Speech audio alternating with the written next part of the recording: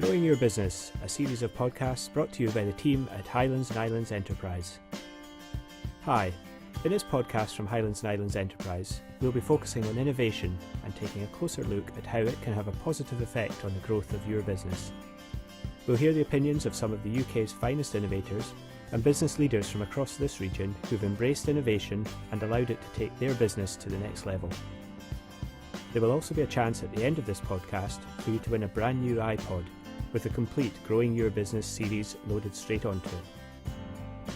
So make sure you keep listening to Growing Your Business from Highlands and Islands Enterprise. So what is innovation?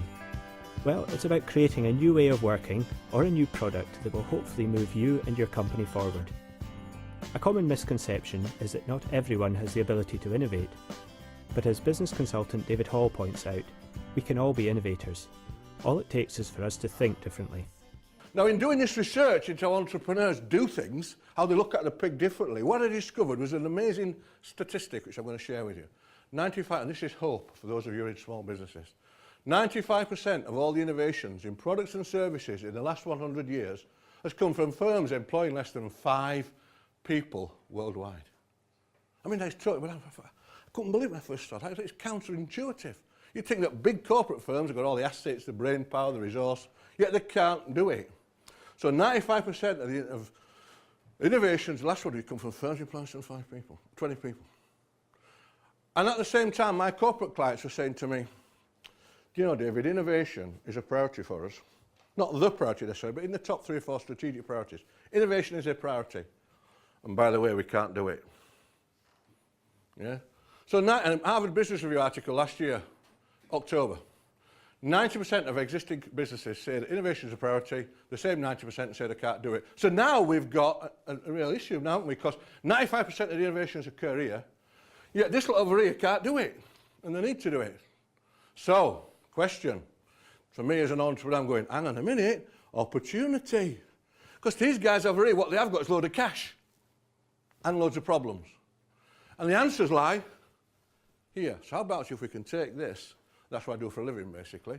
Now, it begged the question, why can't existing businesses, if you're in an existing business, innovate? And it came down to a guy called Alan Gibb, Professor Alan Gibb, and I did some research into it, and we discovered it's to do with the culture, the way we do things. So in corporate land, the culture's this: power and control. Planning, rules, procedures, PowerPoint presentations, job descriptions, organisation charts, car park spaces, budgets, capital investment, rampant careerism. Recognise it? Yeah, that's the world of corporate land. Power and control. Innovation in this world is we'll set up a committee that meets on a Friday afternoon with measurable objectives and positive outcomes and minutes and death, where is thy sting? Good night, Josephine. Over this side, in the world of the entrepreneur, the culture is achievement. Break the rules, do it now, fix it fast, now's good. Trial and error, have a go, seek forgiveness, not permission. This is 180 degrees the opposite of that. Yeah? So, in terms of innovating, then what we need to do is if you want to revitalise a business, you've got to think like entrepreneurs think on this side of the business. So, if we want to innovate, we have to look at things from a different angle. But the worry about innovation is that you're moving away from your comfort zone and into areas where mistakes can happen. Alan Brown of Crannog Business, a Highlands company that's constantly evolving, says we shouldn't allow the worry of making a mistake to hold us back. It's an interesting concept, mistakes. Sometimes I see mistakes happen and I think that I automatically jump ahead and think, well, the very fact that we've made this mistake now is probably going to save us a fortune. And because it was a small mistake, if we learn this lesson now, it's going to save us 10 times that in the future. And I think we've got a culture in the business where it's accepted that mistakes are part of the way we run our business.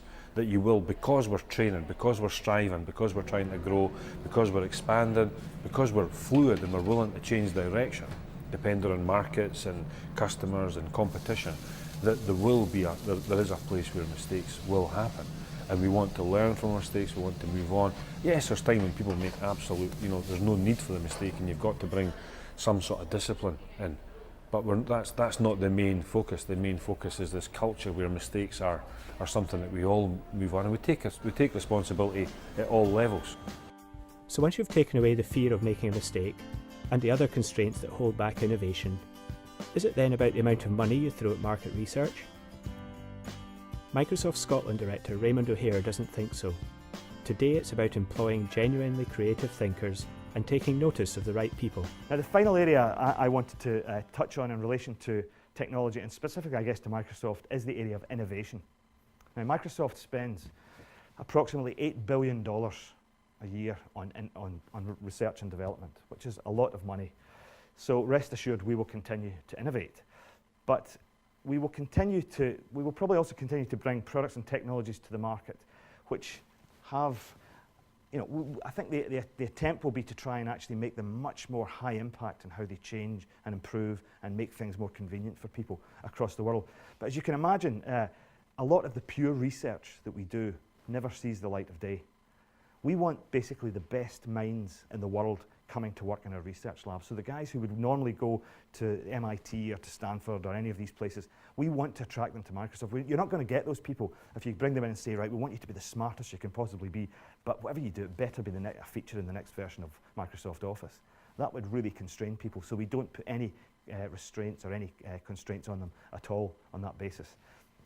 But there are some important ground rules, I would say, around innovation, because it's changing. Like everything, it's changing, which I think are worth sharing, because an $8 billion R&D budget doesn't necessarily buy you the next big thing anymore, which is a frightening prospect.